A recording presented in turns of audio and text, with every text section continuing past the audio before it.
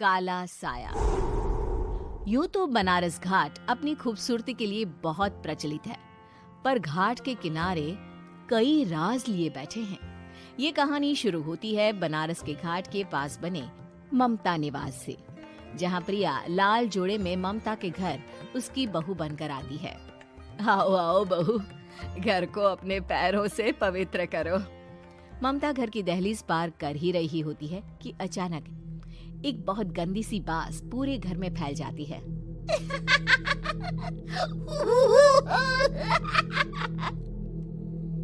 ये बदबू और ये आवाजें, ये कौन हंस रहा है माँ?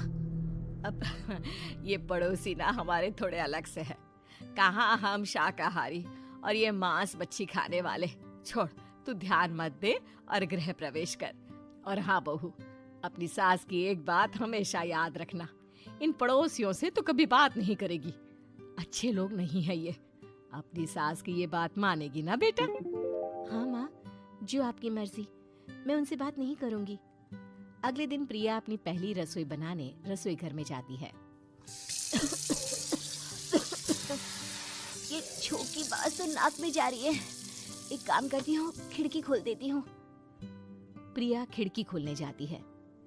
इतने जाले, लगता है इस खिड़की को कभी खोला ही नहीं गया। पर ऐसा क्यों? ओह, नॉन वेज की स्मेल आती होगी ना। 2 मिनट के लिए खोल लेती हूँ, फिर बंद कर दूंगी। प्रिया खिड़की खोलती है। खिड़की खोलते ही उसकी नजर सामने वाले घर की खिड़की पर पड़ती है, जहाँ एक लड़की खड़ी होती है। हाथों में मेहंदी, लाल रंग की साड़ी, बिल्कुल सजी धजी, मानो प्रिया की तरह ही वो भी नई नवेली बहू हो। वो प्रिया को देखकर मुस्कुराती है। हे भगवान, माँ ने तो इनसे बात करने को मना किया था। प्रिया फौरन ही खिड़की बंद कर देती है और तवे पर चढ़े रोटी की ओर देखने लगती है, पर वहाँ रोटी न होकर मछली पड़ी होती है। ये क्या? पहली ही रसोई में इतनी बड़ी गलती। हे भगवान, अब मैं क्या करूं? प्रिया बहुत डर जाती है और फौरन रसोई की सफाई करने और फिर सभी के लिए खाना बनाने लग जाती है।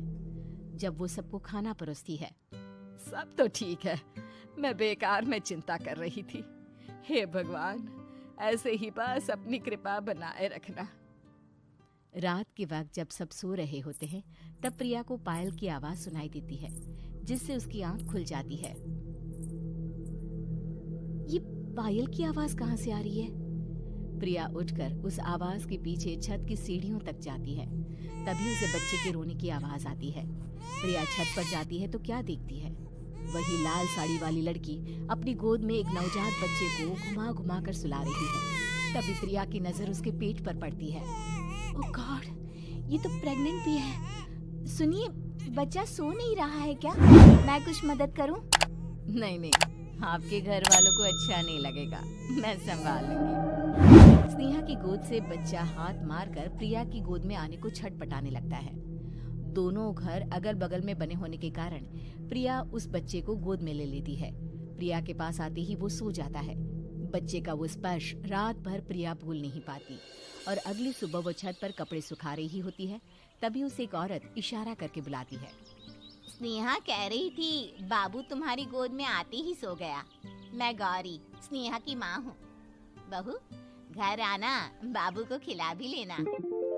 शाम को जब घर पर कोई नहीं रहता, बच्चे से मिलने के लिए प्रिया छिपकर अपनी पड़ोसन के घर चली जाती है और कुछ देर बच्चे को खिलाकर वापस लौट आती है।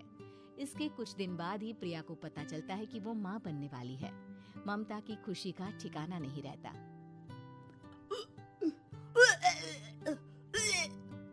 माँ जी, पता नहीं क्यों उल्टी आ रही है। प्रिया भागती हुई वॉशरूम में जाती है तो हरे और लाल रंग की उल्टी करती है। उस उल्टी में से कीड़े निकलते हैं। ये क्या? खून और ये कीड़े! माँ! माँ!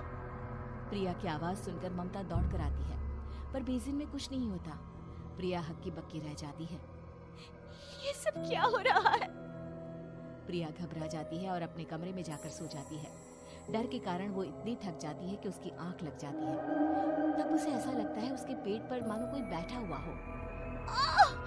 कौन हो? प्रिया के पेट पर एक 5 महीने की बच्ची बैठी हुई थी, जो बुरी तरह जली हुई थी। माँ, तुम ही मुझे लाई ना अपने पेट में। मैं तुम्हारी माँ नहीं हूँ। कौन हो तुम? माँ, देखो मैं जल गई बुरी तरह से।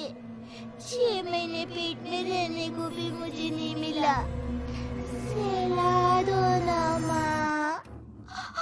बचाओ, बचाओ, माँ! ममता दौड़कर कमरे में आती है।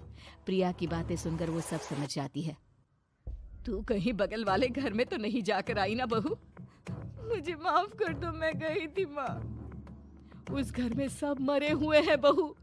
कई साल पहले स्नेहा उस घर में बहू बनकर आई थी। कुछ ही दिन में वो एक बच्चे को जन्म देने वाली थी। पूरा घर बच्चे के आने की खुशी में खोया था कि एक दिन अचानक उस घर में आग लग गई। सब बुरी तरह जलकर मर गए। गौरी आज भी दादी बनने का इंतजार कर रही है और इसीलिए स्नेहा ने अपना अजन्मा बच्चा तुम्हारी कोख में डाल दिया। ममता ये कह रही होती है कि पीछे से उसके पैरों को एक बच्चा पकड़ लेता है। दादी, दादी। माँ, स्नेहा की गोद में यही बच्चा था। ये बच्चा कौन है फिर? तेरी मौत है। तेरी भी दादी। जिस चीज का ममता को डर था वही हो गया। ममता निवास के ऊपर मौत ने चादर बिछा दी थी। प्रिया का पेट ऐसे बढ़ जाता है मानो 9 महीने का हो। 2 हाथ उसके पेट से बाहर निकलते हैं। बहू, संतोष को फोन कर, किसी पंडित जी को बुला बहू। प्रिया का पति भागता हुआ घर आता है। ये तो होना ही था माँ। तेरा पाप तेरे सामने आ गया तो तू सह नहीं पा रही है। स्नेहा घर में आग लगी नहीं थी, माँ ने लगाई थी, प्रॉपर्टी की लालच में। और वो बच्चा मेरी पहली पत्नी का बच्चा है, मेरा बेटा, जो कि उस आग की चपेट का शिकार हो गया था। मैंने तुमसे ये सब माँ के कहने पर छुपाया था। मुझे माफ कर दो प्रिया। तुम अगर चाहो तो यहाँ से जा सकती हो। मैं तुम्हें किसी भी बंधन में रखना नहीं चाहता। मेरी शादी हुई है आपसे, मैं आपको छोड़ नहीं सकती, पर उससे पहले हमें स्नेहा, उसकी माँ और बच्चे की आत्मा की शांति करवानी होगी। संतोष और ममता गौरी के घर जाते हैं। अंदर सब कुछ जला हुआ होता है। जमीन पर जली हुई लाशें बिखरी हुई थी। ममता रो रो कर अपनी करने की माफी गौरी से मांगती है। प्रिया स्नेहा के घर वालों का अंतिम संस्कार करवा देती है और ममता निवास फिर से आत्माओं के साए से मुक्त हो जाता है।